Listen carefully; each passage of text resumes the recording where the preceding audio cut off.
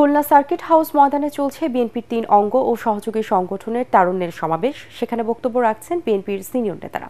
সরাসরি চলে যাচ্ছি সমাবেশে। আমাদের শহীদদের রক্তের আকাঙ্ক্ষা, এদেশের ছাত্র যুবকদের শহীদদের রক্তের আকাঙ্ক্ষা, আমাদের জনগণের প্রত্যাশা, বাংলাদেশ এমন একটি বাংলাদেশ নির্মিত হবে যেই বাংলাদেশে গণতন্ত্রের জন্য আর কোনো রক্ত দিতে হবে না, যেই দেশে ভোটাধিকারের দাবিতে রাজপথে আর কোনো সংগ্রাম করতে হবে না, যেই দেশে বৈষম্যহীন সমাজের জন্য বাংলাদেশের কোন রাজপথে কোন বৈষম্য বিরোধী ছাত্র আন্দোলন করতে হবে না।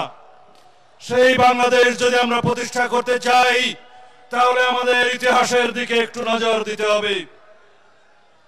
কেননা সমস্ত ভবিষ্যৎ ইতিহাসকে ধারণ করে, এবং যে ইতিহাস ভবিষ্যৎ ধারণ করে সেই ইতিহাসকে আমাদের স্মরণ করতে হবে। আমরা মনে করি আমাদের সামনের ভবিষ্যতে আমাদের ইতিহাস ধারণ করা থাকবে, আমাদের বর্তমানও ধারণ করা থাকবে।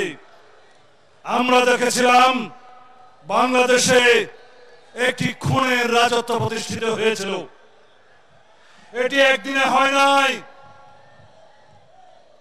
এই বাংলাদেশের এই ভূখণ্ডে বিশ্ব স্বীকৃত, জাতিসংঘ স্বীকৃত বিশ্ব খুনি শেখ হাসিনা স্বৈরাচার প্রতিষ্ঠা করার মধ্য দিয়ে বাংলাদেশের সমস্ত গণতান্ত্রিক এবং সাংবিধানিক অধিকার হরণ করেছে।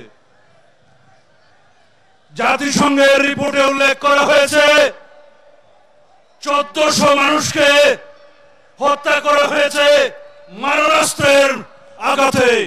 শতকরা 66টি বুলেট মারণাস্ত্র হিসেবে ব্যবহার হয়েছে, সামরিক অস্ত্র ব্যবহার করা হয়েছে।